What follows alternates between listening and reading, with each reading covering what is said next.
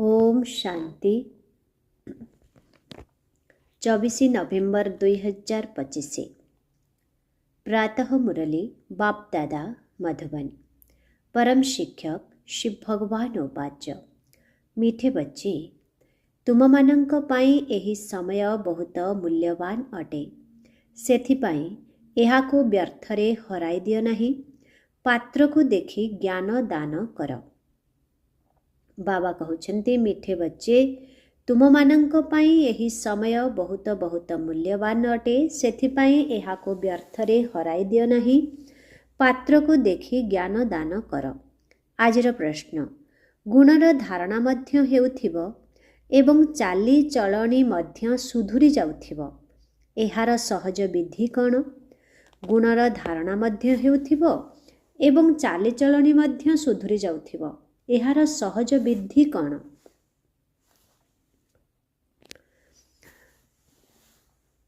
ଉତ୍ତର, ବାବା ଯାହା ସବୁ ବୁଝାଉଛନ୍ତି ସେ ସବୁ ଅନ୍ୟମାନଙ୍କୁ ବୁଝାଅ। ଜ୍ଞାନ ଧନର ଦାନ କର, ତେବେ ଗୁଣର ଧାରଣା ମଧ୍ୟ ସହଜରେ ହୋଇଯିବ, ଚାଲିଚଳଣି ମଧ୍ୟ ସୁଧୁରିଯିବ। ଯାହାଙ୍କ ବୁଦ୍ଧିରେ ଏହି ଜ୍ଞାନ ରହୁନାହିଁ, ଜ୍ଞାନ ଧନର ଦାନ କରୁନାହାନ୍ତି, ସେମାନେ ହେଲେ ଅଭାଗା। ସେମାନେ ତୁଚ୍ଛାଟାରେ ନିଜର କ୍ଷତି କରୁଛନ୍ତି। ଆଜିର ଗୀତ ବଚପନ କେ ଦିନ ଭୁଲା ନ ଦେନା। ଓମ୍ ଶାନ୍ତି। ମିଠା ମିଠା ସନ୍ତାନମାନେ ଗୀତ ଶୁଣିଲେ। ଏହାର ଅର୍ଥକୁ ତ ଭଲ ଭାବରେ ଜାଣିଲ। ଆମେ ଆତ୍ମା ବେହଦ ବାବାଙ୍କର ସନ୍ତାନ ଅଟୁ। ଏ କଥା ଭୁଲି ଯାଅ ନାହିଁ। ଏବେ ବାବାଙ୍କ ୟାଦରେ ହର୍ଷିତ ହେଉଛନ୍ତି, ପୁଣି ସଙ୍ଗେ ସଙ୍ଗେ ବାବାଙ୍କୁ ଭୁଲି ଯାଉଛନ୍ତି, ତେଣୁ ଦୁଃଖୀ ହୋଇଯାଉଛନ୍ତି। ସଙ୍ଗେ ସଙ୍ଗେ ଜୀ ପୁଣି ସଙ୍ଗେ ସଙ୍ଗେ ମରିଯାଉଛନ୍ତି, ଅର୍ଥାତ୍ ବେହଦ ବାବାଙ୍କର ହୋଇ ପୁଣି ଲୌକିକ ପରିବାର ଆଡ଼କୁ ଚାଲି ଯାଉଛନ୍ତି। ତେଣୁ ବାବା କହୁଛନ୍ତି ଆଜି ହସି କାଲି ପୁଣି କାନ୍ଦିବ ନାହିଁ। ଏହା ହେଉଛି ଗୀତର ଅର୍ଥ। ତୁମେ ପିଲାମାନେ ଜାଣିଛ, ପ୍ରାୟତଃ ମନୁଷ୍ୟମାନେ ଶାନ୍ତି ନିମନ୍ତେ ହିଁ ଧକ୍କା ଖାଇଥାନ୍ତି, ତୀର୍ଥଯାତ୍ରାକୁ ଯାଇଥାନ୍ତି। ଏପରି ନୁହେଁ ଯେ ଏଣେ ତେଣେ ଘୁରି ବୁଲିବା ଦ୍ୱାରା କୌଣସି ଶାନ୍ତି ମିଳିଯାଏ। ଏହା ଏକମାତ୍ର ସଙ୍ଗମ ଯୁଗ ଅଟେ, ଯେତେବେଳେ କି ବାବା ଆସି ବୁଝାଉଛନ୍ତି। ପ୍ରଥମେ ତ ନିଜକୁ ଚିହ୍ନ। ଆତ୍ମା ହେଉଛି ଶାନ୍ତ ସ୍ୱରୂପ। ରହିବାର ସ୍ଥାନ ମଧ୍ୟ ଶାନ୍ତିଧାମ ଅଟେ। ଯେହେତୁ ଏଠାକୁ ଆସୁଛ, ତେଣୁ କର୍ମ ନିଶ୍ଚିତ କରିବାକୁ ପଡ଼ୁଛି। ଯେତେବେଳେ ଶାନ୍ତିଧାମରେ ରହୁଛ, ସେତେବେଳେ ଆତ୍ମା ଶାନ୍ତ ରହୁଛି। ସତ୍ୟ ଯୁଗରେ ମଧ୍ୟ ଶାନ୍ତିରେ ରହିବ। ସେଠାରେ ସୁଖ ମଧ୍ୟ ଅଛି ଏବଂ ଶାନ୍ତି ମଧ୍ୟ ଅଛି। ଶାନ୍ତିଧାମକୁ ସୁଖଧାମ କୁହାଯିବ ନାହିଁ। ଯେଉଁଠି ସୁଖ ରହିଛି ତାକୁ ସୁଖଧାମ ଏବଂ ଯେଉଁଠି ଦୁଃଖ ଅଛି ତାକୁ ଦୁଃଖଧାମ ବୋଲି କୁହାଯାଉଛି। ଏସବୁ କଥା ତୁମେମାନେ ବୁଝିପାରୁଛ। ଏହିସବୁ କଥା କାହାକୁ ବୁଝାଇବାକୁ ହେଲେ ସମ୍ମୁଖରେ ହିଁ ବୁଝାଯାଇଥାଏ। ଯେତେବେଳେ ପ୍ରଦର୍ଶନୀରେ ବୁଝିବାକୁ ଭିତରକୁ ଆସୁଛନ୍ତି, ସେତେବେଳେ ପ୍ରଥମେ ତାଙ୍କୁ ବାବାଙ୍କ ପରିଚୟ ଦେବା ଉଚିତ। ବୁଝାଯାଏ ଯେ ଆତ୍ମାମାନଙ୍କର ପିତା ଏକ ଅଟନ୍ତି ଏବଂ ସେ ହିଁ ଗୀତାର ଭଗବାନ ଅଟନ୍ତି। ବାକି ଏମାନେ ସମସ୍ତେ ଆତ୍ମା। ଆତ୍ମା ଶରୀର ତ୍ୟାଗ କରିଥାଏ ଏବଂ ପୁଣି ଧାରଣ କରିଥାଏ। ତେଣୁ ଶରୀରର ନାମ ମଧ୍ୟ ବଦଳିଯାଏ, କିନ୍ତୁ ଆତ୍ମାର ନାମ ବଦଳି ନଥାଏ। ତୁମେମାନେ ବୁଝାଇ ପାରିବ, ବେହଦର ବାବାଙ୍କ ଠାରୁ ହିଁ ସୁଖର ବର୍ଷା ମିଳିଥାଏ। ବାବା ସୁଖର ସୃଷ୍ଟି ସ୍ଥାପନା କରୁଛନ୍ତି। ବାବା ଦୁଃଖର ସୃଷ୍ଟି ରଚନା କରିବେ? ଏପରି ତ ହୋଇପାରିବ ନାହିଁ। ଭାରତରେ ଲକ୍ଷ୍ମୀ ନାରାୟଣଙ୍କର ରାଜ୍ୟ ଥିଲା ନା, ଯାହାର ଚିତ୍ର ମଧ୍ୟ ରହିଛି। ତେବେ ସେମାନଙ୍କୁ କୁହ ଏହି ସୁଖର ବର୍ଷା ମିଳୁଛି। ଯଦି କହିବେ ଯେ ଏହା ତ ତୁମର କଳ୍ପନା ଅଟେ, ତେବେ ଏକଦମ ଛାଡ଼ିଦେବା ଉଚିତ। ଯଦି କଳ୍ପନା ବୋଲି ଭାବିବେ ତେବେ କିଛି ମଧ୍ୟ ବୁଝିବେ ନାହିଁ। ତୁମର ସମୟ ବହୁତ ମୂଲ୍ୟବାନ। ସାରା ଦୁନିଆ ଭିତରେ ତୁମର ସମୟ ଯେତେ ମୂଲ୍ୟବାନ ଆଉ କାହାର ନୁହେଁ। ବଡ଼ ବଡ଼ ମନୁଷ୍ୟମାନଙ୍କର ସମୟ ବହୁତ ମୂଲ୍ୟବାନ ହୋଇଥାଏ। ବାବାଙ୍କର ସମୟ କେତେ ମୂଲ୍ୟବାନ? ବାବା ଏହି ଜ୍ଞାନ ବୁଝାଇ ଅନ୍ୟମାନଙ୍କୁ କଣରୁ କଣ କରିଦେଉଛନ୍ତି। ତେଣୁ ବାବା ତୁମ ପିଲାମାନଙ୍କୁ କହୁଛନ୍ତି ଯେ ତୁମେ ନିଜର ମୂଲ୍ୟବାନ ସମୟକୁ ଅଯଥାରେ ନଷ୍ଟ କର ନାହିଁ। ପାତ୍ରକୁ ଦେଖି ଜ୍ଞାନ ଦେବା ଉଚିତ। ପାତ୍ରକୁ ହିଁ ବୁଝାଇବା ଦରକାର। ସମସ୍ତେ ତ ବୁଝିପାରିବେ ନାହିଁ। ତାଙ୍କର ଏତେ ବୁଦ୍ଧି ନାହିଁ ଯେ ଏହି ଜ୍ଞାନକୁ ବୁଝିପାରିବେ। ପ୍ରଥମେ ପ୍ରଥମେ ବାବାଙ୍କର ପରିଚୟ ଦେବାକୁ ହେବ। ଯେ ପର୍ଯ୍ୟନ୍ତ ଏ କଥା ନ ବୁଝିଛନ୍ତି ଯେ ଆମ ଆତ୍ମାମାନଙ୍କର ପିତା ହେଉଛନ୍ତି ପରମାତ୍ମା ଶିବ ବାବା, ସେ ପର୍ଯ୍ୟନ୍ତ ଆଗକୁ କିଛି ହେଲେ ବୁଝିପାରିବେ ନାହିଁ। ତାଙ୍କୁ ବହୁତ ସ୍ନେହ ଏବଂ ନମ୍ରତାର ସହିତ ବୁଝାଇ ପଠାଇ ଦେବା ଉଚିତ। କାରଣ ଆସୁରୀ ସମ୍ପ୍ରଦାୟର ମନୁଷ୍ୟ ଝଗଡ଼ା କରିବାକୁ ଡେରି କରିବେ ନାହିଁ।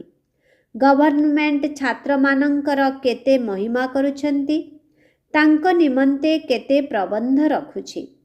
କଲେଜ ଛାତ୍ରମାନେ ହିଁ ପ୍ରଥମେ ପ୍ରଥମେ ପଥର ମାରିବା ଆରମ୍ଭ କରିଥାନ୍ତି। ତାଙ୍କର ଜୋଶ ରହିଥାଏ ନା। ବୁଢ଼ା ଅଥବା ମାତାମାନେ ତ ଏତେ ଜୋରରେ ପଥର ପକାଇ ପାରିବେ ନାହିଁ। ପ୍ରାୟତଃ ଛାତ୍ରମାନେ ହିଁ ପାଟିତୁଣ୍ଡ କରିଥାନ୍ତି। ସେଥିପାଇଁ ତାଙ୍କୁ ହିଁ ଲଢ଼େଇ ପାଇଁ ପ୍ରସ୍ତୁତ କରିଥାନ୍ତି। ଏବେ ବାବା ଆତ୍ମାମାନଙ୍କୁ ବୁଝାଉଛନ୍ତି, ତୁମେମାନେ ସମ୍ପୂର୍ଣ୍ଣ ଓଲଟା ହୋଇଯାଇଛ। ନିଜକୁ ଆତ୍ମା ବଦଳରେ ଶରୀର ବୋଲି ଭାବି ନେଉଛ।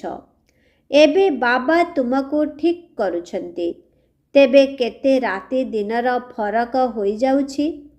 ତୁମେମାନେ ସିଧା ବିଶ୍ୱର ମାଲିକ ହୋଇଯାଉଛ। ଏବେ ତୁମେମାନେ ଜାଣୁଛ ଯେ ଆମେ ଅଧାକଳ୍ପ ହେବ ଓଲଟା ଥିଲୁ। ଏବେ ବାବା ଅଧାକଳ୍ପ ପାଇଁ ଠିକ୍ କରୁଛନ୍ତି। ଭଗବାନଙ୍କର ସନ୍ତାନ ହୋଇଯାଇଛ। ତେଣୁ ତୁମମାନଙ୍କୁ ବିଶ୍ୱର ବାଦଶାହୀର ବର୍ଷା ମିଳିଯାଉଛି। ରାବଣ ଓଲଟା କରିଦେଉଛି। ତେଣୁ ସବୁ ଗୁଣ ନଷ୍ଟ ହୋଇଯାଉଛି ଏବଂ ତୁମେମାନେ ତଳକୁ ଖସିଯାଉଛ।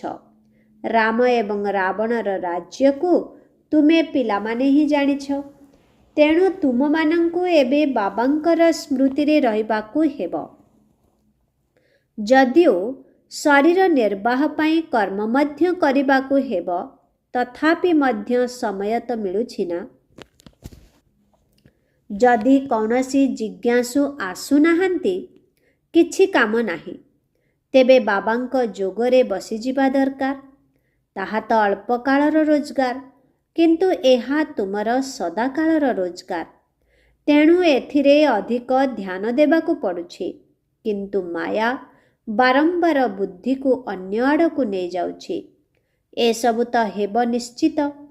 ମାୟା ଭୁଲାଇ ଚାଲିବ। ଏହା ଉପରେ ଏକ ନାଟକ ମଧ୍ୟ ଦେଖାଉଛନ୍ତି। ପ୍ରଭୁ ଏହିପରି କହୁଛନ୍ତି, ମାୟା ଏପରି କହୁଛି। ବାବା ପିଲାମାନଙ୍କୁ କହୁଛନ୍ତି, ମୋତେ ମନେ ପକାଅ, କିନ୍ତୁ ଏଥିରେ ହିଁ ବିଘ୍ନ ପଡ଼ୁଛି। ଅନ୍ୟ କୌଣସି କଥାରେ ଏତେ ବିଘ୍ନ ପଡ଼ୁନାହିଁ। ପବିତ୍ରତା ପାଇଁ କେତେ ମାଡ଼ ଖାଉଛନ୍ତି। ଭାଗବତ ଆଦିରେ ମଧ୍ୟ ଏହି ସମୟର ହିଁ ଗାୟନ ରହିଛି। ପୂତନା, ଶୃପଣେଖା ଏସବୁ ବର୍ତ୍ତମାନ ସମୟର କଥା ଅଟେ। ଯେତେବେଳେ କି ବାବା ଆସି ପବିତ୍ର କରୁଛନ୍ତି।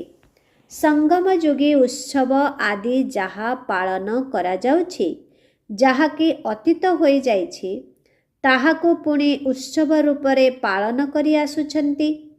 ଅତୀତ ହୋଇଯାଇଥିବା କଥାର ମହିମା କରି ଆସୁଛନ୍ତି।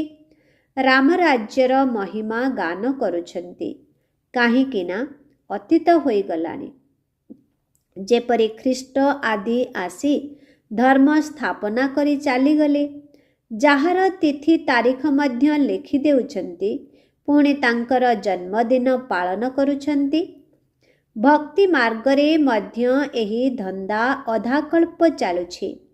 सत्य जुगरे ए सबू हेब नाही। यही दुनिया ही शेष होइजिब। यही कथा को तुम मानंक भितरे मध्य बहुत कम आत्मा बुझुछन्ति। बाबा बुझाउछन्ति सबु आत्मा मानंको अंतिम समय रे घर को फेरी जिबाकु हेब। सबु आत्मा माने शरीर छाड़ी चली जिबे। एबे तुम मानंक बुद्धि रे अछि जे बाकी अल्प दिन अछि। वर्तमान पुनर्बार ए सबुर विनाश होइजिब। सत्य जुगरे केवल आमे ही आसिबु। सबु आत्मा माने तो आसिबे नाही। जे कल्प पूर्वरु आसिथिले सेही माने ही क्रम अनुसारे आसिबे। सेही माने ही एबे भल भाबरे पढुछन्ति एवं अन्य मानंकु पढ़ाउछन्ति मध्य। जेउ माने भल भाबरे पढुछन्ति सेही माने ही क्रम अनुसारे परिवर्तित हेबे। तुमे मध्य ट्रांसफर हेउछ। तुमे माने जानिछ जे जेउ सबु आत्मा माने अछन्ति से माने क्रमान्वୟରେ शांति धाम को चली जिबे पुणी क्रम अनुसारे आसिबे। तथापि बाबा कहउछन्ति मूल कथा हेला बाबांकर परिचय देबा। बाबांकर नाम सर्वदा मुखरे रहो। आत्मा कौन परमात्मा कौन दुनिया रे केही हेले जानि नाहंती। जदिओ गायन करुछन्ति जे भ्रुकुटी मध्यरे चमकुछि अजब तारका, बास सेतिकी। अधिक किछि हेले बुझु नाहंती। बहुत कम आत्मा मानंकर बुद्धि रे एही ज्ञान रहिछि। बाकी समस्ते घड़ी घड़ी भूली जाउछन्ति। प्रथमे प्रथमे बुझाइबाकु हेब जे बाबा ही हेउछन्ति पतित पावन। बाबा वर्षा देवा सहित राजा मध्य करुछन्ति। तुम पाखरे गीत मध्य अछि आखिर वह दिन आया आज। भक्ति मार्गरे जेउ रास्ता को अनाई बसिथिले। द्वापर जुगरु भक्ति आरंभ हेउछि। पुणी अंतिम समय रे बाबा आसी रास्ता बताउछन्ति। एहा कोही विनाशर समय भी कुहा जाउछि। सबु आत्मा आसुरी बंधनर सबु हिसाब किताब को चुक्त करी पुणी घर को चली जाउछन्ति।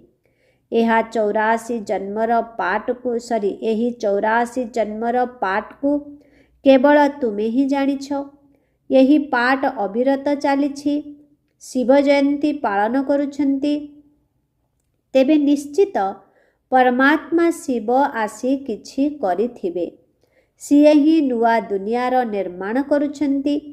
जेउ दुनियार मालिक एही लक्ष्मी नारायण थिले एबे नाहंती। बाबा पुनर्बार राजयोग शिखाउछन्ति। ए कथा तुम मानंक व्यतीत आउ काहारी मुखरे आसी पारिबो नाही। ए कथा तुमे माने ही बुझाई पारिबो। शिव बाबा आमको राजयोग शिखाउछन्ति। जेउ शिवोहम शब्दर उच्चारण करुछन्ति ताहा मध्य भूल अटे। तुम मानंकु एबे बाबा बुझाउछन्ति तुमे माने ही 84 जन्मर चक्र लगाई ब्राह्मण कुलरु देवता कुलकु आसुछ। शो हम हम शोर अर्थ को मध्य तुमे माने ही बुझाई पारिबो। एबे आमे ब्राह्मण होइछु। एहा 84 जन्मर चक्र अटे। एथिरे कौनसी मंत्र जपिबार नाही। बुद्धि रे अर्थ रहिबा दरकार। एहा मध्य सेकेंडर कथा। जेपरी बीज एवं वृक्षर ज्ञान गोटिए सेकेंड रे स्मृति रे आसी जाउछि सेहीपरि हम सोर अर्थ मध्य सेकेंड रे बुद्धि रे आसी जाउछि। आमे एहीपरि चक्र लगाउछु जाहाको स्वदर्शन चक्र मध्य कुहा जाउछि। तुमे जदि काहाकू कहिबो जे आमे हेउछु स्वदर्शन चक्रधारी तेबे केही मानिबे नाही। कहिबे एमाने तो सबु उपाधि निज उपरे रखुछन्ति। तेबे तुमे माने तांकु बुझाओ जे आमे 84 जन्म किपरि नेउछु। यही चक्र घुरी चलिछि। आत्मा को निज 84 जन्मर दर्शन हेउछि। एहाको ही स्वदर्शन चक्रधारी कुहा जाउछि। प्रथमे तो शुणी चमकी जाउछन्ति। एमाने ए सबु कौन गपुछन्ति। ଯେବେ ତୁମେମାନେ ବାବାଙ୍କ ପରିଚୟ ଦେବ ତେବେ ତାଙ୍କୁ ଏସବୁ ଗପ ଭଳି ଲାଗିବ ନାହିଁ। ବାବାଙ୍କୁ ଯୋଗ କରୁଛନ୍ତି, ଗାୟନ ମଧ୍ୟ କରୁଛନ୍ତି ଯେ ବାବା ଆପଣ ଆସିଲେ ଆମେ ସମ୍ପୂର୍ଣ୍ଣ ସମର୍ପଣ ହୋଇଯିବୁ, କେବଳ ଆପଣଙ୍କୁ ହିଁ ମନେ ପକାଇବୁ। ବାବା କହୁଛନ୍ତି ତୁମେମାନେ ଏହିଭଳି କହୁଥିଲ ନା, ଏବେ ପୁଣି ତୁମମାନଙ୍କୁ ମନେ ପକାଇ ଦେଉଛି। ନଷ୍ଟମୁହା ହୋଇଯାଅ, ଏହି ଦେହରୁ ମଧ୍ୟ ନଷ୍ଟମୁହା ହୋଇଯାଅ। ନିଜକୁ ଆତ୍ମା ନିଶ୍ଚୟ କରି ମୋତେ ମନେ ପକାଇଲେ ତୁମର ବିକର୍ମ ବିନାଶ ହେବ। ତେବେ ଏହିଭଳି ମିଠା ମିଠା କଥା ସମସ୍ତଙ୍କର ପସନ୍ଦ ଆସିବ। ଯଦି ବାବାଙ୍କର ପରିଚୟ ନଥିବ ତେବେ କୌଣସି ନା କୌଣସି କଥାରେ ସଂଶୟ ଆସିବ। ସେଥିପାଇଁ ପ୍ରଥମେ ତ 2-3ଟି ଚିତ୍ର ଆଗରେ ରଖିଦିଅ ଯେଉଁଥିରେ ବାବାଙ୍କ ପରିଚୟ ଥିବ। ବାବାଙ୍କର ପରିଚୟ ମିଳିଗଲେ ବର୍ଷା ମଧ୍ୟ ମିଳିଯିବ। ବାବା କହୁଛନ୍ତି ମୁଁ ତୁମମାନଙ୍କୁ ରାଜାମାନଙ୍କର ରାଜା କରୁଛି। ଏହି ଚିତ୍ର ତିଆରି କର। 2 ମୁକୁଟଧାରୀ ରାଜାଙ୍କ ଆଗରେ 1 ମୁକୁଟଧାରୀ ମୁଣ୍ଡ ନୁଆଉଛନ୍ତି।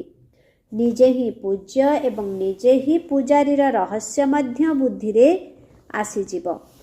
ପ୍ରଥମେ ପ୍ରଥମେ ବାବାଙ୍କର ପୂଜା କରୁଛନ୍ତି, ପରେ ପୁଣି ନିଜ ଚିତ୍ରକୁ ବସି ପୂଜା କରୁଛନ୍ତି। ଯେଉଁମାନେ ପବିତ୍ର ତାଙ୍କ ଚିତ୍ରକୁ ବସି ପୂଜା କରୁଛନ୍ତି। ଏହି ଜ୍ଞାନ ମଧ୍ୟ ତୁମକୁ ବର୍ତ୍ତମାନ ମିଳୁଛି। ପୂର୍ବରୁ ତ ଭଗବାନଙ୍କ ନିମନ୍ତେ କହିଦେଉଥିଲେ ନିଜେ ହିଁ ପୂଜ୍ୟ, ନିଜେ ପୂଜାରୀ। ଏବେ ବାବା ତୁମକୁ ବୁଝାଉଛନ୍ତି ତୁମେମାନେ ହିଁ ଏହି ଚକ୍ରରେ ଆସୁଛ।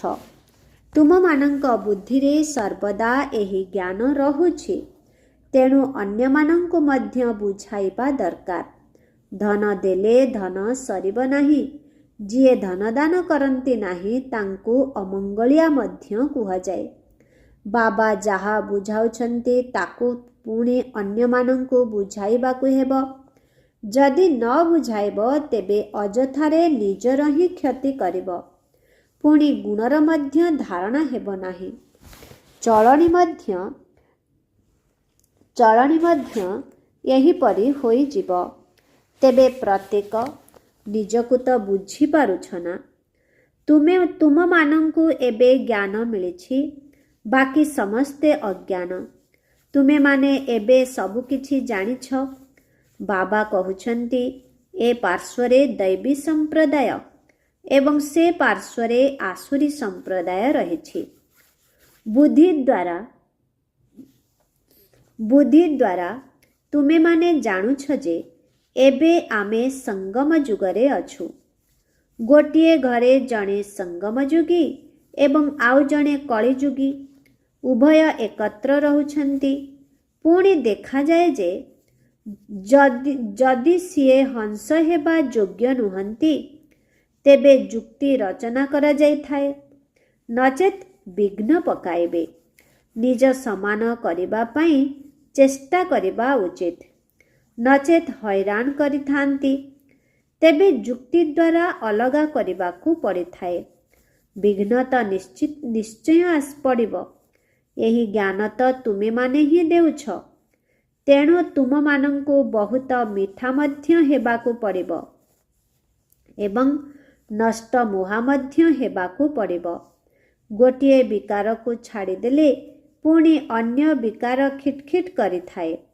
ତେବେ ବୁଝିବାକୁ ହୁଏ ଯାହା କିଛି ହେଉଛି କଳ୍ପ ପୂର୍ବ ସଦୃଶ। ଏହିପରି ଭାବି ଶାନ୍ତ ରହିବାକୁ ପଡ଼ୁଛି। ଡ୍ରାମା ବୋଲି ଭାବିବାକୁ ପଡ଼ୁଛି। ବହୁତ ଭଲ ଜ୍ଞାନ ବୁଝାଉଥିବା ସନ୍ତାନମାନେ ମଧ୍ୟ ତଳକୁ ଖସି ଯାଉଛନ୍ତି। ବହୁତ ଜୋରରେ ମାୟାର ଚାପୁଡ଼ା ଖାଉଛନ୍ତି। ତେବେ କୁହାଯାଉଛି ଯେ କଳ୍ପ ପୂର୍ବରୁ ମଧ୍ୟ ଚାପୁଡ଼ା ଖାଇଥିବେ। ପ୍ରତ୍ୟେକ ନିଜ ଭିତରକୁ ବୁଝିପାରୁଥିବେ। ଲେଖୁଛନ୍ତି ମଧ୍ୟ ବାବା ଆମେ କ୍ରୋଧରେ ଆସିଗଲୁ, ଅମୁକକୁ ମାରିଲୁ, ଏହି ଭୁଲ ହୋଇଗଲା। ବାବା ବୁଝାଉଛନ୍ତି ଯେତେ ଦୂର ସମ୍ଭବ ନିଜକୁ ନିୟନ୍ତ୍ରଣ କର। କିପରି କିପରି ମନୁଷ୍ୟ ସବୁ ରହିଛନ୍ତି। ଅବଳାମାନଙ୍କ ଉପରେ କେତେ ଅତ୍ୟାଚାର କରୁଛନ୍ତି। ପୁରୁଷ ବଳବାନ ଏବଂ ସ୍ତ୍ରୀ ଅବଳା ହୋଇଥାଏ। ବାବା ତୁମମାନଙ୍କୁ ଏହି ଗୁପ୍ତ ଲଢ଼େଇ ଶିଖାଉଛନ୍ତି, ଯାହାଦ୍ୱାରା ତୁମେ ରାବଣ ଉପରେ ବିଜୟ ପ୍ରାପ୍ତ କରୁଛ। ଏହି ଲଢ଼େଇ ସମ୍ବନ୍ଧରେ କେହି ଜାଣିନାହାନ୍ତି। ତୁମମାନଙ୍କ ଭିତରେ ମଧ୍ୟ କ୍ରମାନ୍ୱୟରେ ଅଛନ୍ତି, ଯିଏକି ବୁଝିପାରୁଛନ୍ତି। ଏହା ବିଲକୁଲ ନୂଆ କଥା। ଏବେ ତୁମେମାନେ ସୁଖଧାମକୁ ଯିବା ପାଇଁ ପାଠ ପଢ଼ୁଛ। ଏ କଥା ଏବେ ମନେ ଅଛି, ପୁଣି ଭୁଲିଯିବ। ମୂଳ କଥା ହେଉଛି ଯୋଗର ଯାତ୍ରା। ଯୋଗ ଦ୍ୱାରା ଆମେ ପବିତ୍ର ହୋଇଯିବା। ଆଚ୍ଛା, ମିଠେ ମିଠେ ଶିଖିଲ ଯେ ସନ୍ତାନମାନଙ୍କ ପ୍ରତି ମାତ ପିତା ବାପ ଦାଦାଙ୍କର ମଧୁର ସ୍ନେହ ସମ୍ପନ୍ନ ଶୁଭେଚ୍ଛା ଏବଂ ସୁପ୍ରଭାତ। ଆତ୍ମିକ ପିତାଙ୍କର ଆତ୍ମିକ ସନ୍ତାନମାନଙ୍କୁ ନମସ୍ତେ। ଆତ୍ମିକ ସନ୍ତାନମାନଙ୍କର ଆତ୍ମିକ ପିତାଙ୍କୁ ଓମ୍ ଶାନ୍ତି, ଗୁଡ୍ ମର୍ଣ୍ଣିଂ। ନମସ୍ତେ ନମସ୍ତେ ନମସ୍ତେ ନମସ୍ତେ ନମସ୍ତେ। ଓମ୍ ଶାନ୍ତି। ଧାରଣା ପାଇଁ ମୁଖ୍ୟ ସାର 1 ନମ୍ବର। ଯାହା କିଛି ବି ହେଉଛି ଡ୍ରାମାର ନିର୍ଦ୍ଧାର୍ଯ୍ୟ ମନେ କରି ଶାନ୍ତ ରହିବାକୁ ହେବ। କ୍ରୋଧ କରିବାର ନାହିଁ। ଯେତେ ଦୂର ସମ୍ଭବ ନିଜକୁ ନିଜେ ନିୟନ୍ତ୍ରଣ କରିବାକୁ ହେବ। କୌଣସି ଉପାୟରେ ନିଜ ସମାନ କରିବାର ଚେଷ୍ଟା କରିବାକୁ ହେବ। 2 ନମ୍ବର। ବହୁତ ସ୍ନେହ ଏବଂ ନମ୍ରତାର ସହିତ ସମସ୍ତଙ୍କୁ ବାବାଙ୍କର ପରିଚୟ ଦେବାକୁ ହେବ। ସମସ୍ତଙ୍କୁ ଏହି ମିଠା ମିଠା କଥା ଶୁଣାଅ ଯେ ବାବା କହୁଛନ୍ତି ନିଜକୁ ଆତ୍ମା ମନେ କରି ମୋତେ ମନେ ପକାଅ, ଏହି ଦେହଠାରୁ ନଷ୍ଟ ମୋହା ହୋଇଯାଅ। ଆଜିର ବରଦାନ। ପ୍ରତ୍ୟେକ ଆତ୍ମାକୁ ଭଟକିବାରୁ ବି ଭିକାରୀ ପଣିଆରୁ ମୁକ୍ତ କରୁଥିବା ନିଷ୍କାମ ଦୟାଳୁ ଭବ। ପ୍ରତ୍ୟେକ ଆତ୍ମାକୁ ଭଟକିବାରୁ ବା ଭିକାରୀ ପଣିଆରୁ ମୁକ୍ତ କରୁଥିବା ନିଷ୍କାମ ଦୟାଳୁ ଭବ। ଯେଉଁ ପିଲାମାନେ ନିଷ୍କାମ ଦୟାଳୁ ଅଟନ୍ତି, ସେମାନଙ୍କର ଦୟାଶୀଳ ସଂକଳ୍ପ ଦ୍ୱାରା ଅନ୍ୟ ଆତ୍ମାମାନଙ୍କୁ ନିଜର ଆତ୍ମିକ ରୂପର ବା ଆତ୍ମିକ ଲକ୍ଷ୍ୟସ୍ଥଳର ସ୍ମୃତି ଗୋଟିଏ ସେକେଣ୍ଡରେ ଆସିଯାଏ। ସେମାନଙ୍କର ଦୟାଶୀଳ ସଂକଳ୍ପ ଦ୍ୱାରା ଭିକାରୀକୁ ସର୍ବସମ୍ପତ୍ତିର ଝଲକ ଦେଖାଯାଇଥାଏ ଏବଂ ଭଟକୁଥିବା ଆତ୍ମାମାନଙ୍କୁ ମୁକ୍ତି ବା ଜୀବନ ମୁକ୍ତିର କୂଳ ଅଥବା ଲକ୍ଷ୍ୟସ୍ଥଳ ସମ୍ମୁଖରେ ଦେଖାଯାଇଥାଏ। ସେମାନେ ସମସ୍ତଙ୍କର ଦୁଃଖହର୍ତ୍ତା ସୁଖକର୍ତ୍ତା ହେବାର ପାଠ କରିଥାନ୍ତି। ଦୁଃଖୀକୁ ସୁଖୀ କରିବାର ଉପାୟ ବା ସାଧନ ଯାଦୁର ଚାବି ସର୍ବଦା ସେମାନଙ୍କ ପାଖରେ ରହିଥାଏ। ଆଜିର ସ୍ଲୋଗାନ। ସେବାଧାରୀ ହୋଇ ଯଦି ନିଃସ୍ୱାର୍ଥ ସେବା କରିବ, ତେବେ ସେବାର ମେୱା ଅର୍ଥାତ୍ ପ୍ରାପ୍ତି ନିଶ୍ଚିତ ମିଳିବ। ସେବାଧାରୀ ହୋଇ ଯଦି ନିଃସ୍ୱାର୍ଥ ସେବା କରିବ, ତେବେ ସେବାର ମେୱା ଅର୍ଥାତ୍ ପ୍ରାପ୍ତି ନିଶ୍ଚିତ ମିଳିବ। ଓମ୍ ଶାନ୍ତି। ଆଜିର ଅବ୍ୟକ୍ତ ଇସାରା। ଅଶରୀରୀ ଅଥବା ବିଦେହୀ ସ୍ଥିତିର ଅଭ୍ୟାସକୁ ବଢ଼ାଅ। ଅନ୍ତିମ ସମୟରେ ପ୍ରକୃତିର 5ଟି ଯାକ ତତ୍ତ୍ୱ ଖୁବ୍ ଜୋରରେ ହଲଚଲ କରିବାକୁ ଚେଷ୍ଟା କରିବେ, କିନ୍ତୁ ବିଦେହୀ ଅବସ୍ଥାର ଅଭ୍ୟାସୀ ଆତ୍ମା ବିଲକୁଲ ଏଭଳି ସମ୍ପୂର୍ଣ୍ଣ ଅଚଳ ଅଟଳ ସ୍ଥିତିରେ ରହି ସମ୍ମାନର ସହିତ ଉତ୍ତୀର୍ଣ୍ଣ ହେବେ, ଯାହାକି ସବୁ କଥାକୁ ସହଜରେ ଅତିକ୍ରମ କରି ବ୍ରହ୍ମା ବାବାଙ୍କ ଭଳି ସମ୍ମାନର ସହିତ ଉତ୍ତୀର୍ଣ୍ଣ ହେବାର ପ୍ରମାଣ ଦେବେ। ସେଥିପାଇଁ ସମୟ ବାହାର କରି ପ୍ରକୃତିର 5 ତତ୍ତ୍ୱର ସେବା କରିବା ସହିତ ଶୁଭ ଭାବନାର କିରଣ ଦେଇ ଚାଲ। ଓମ୍ ଶାନ୍ତି।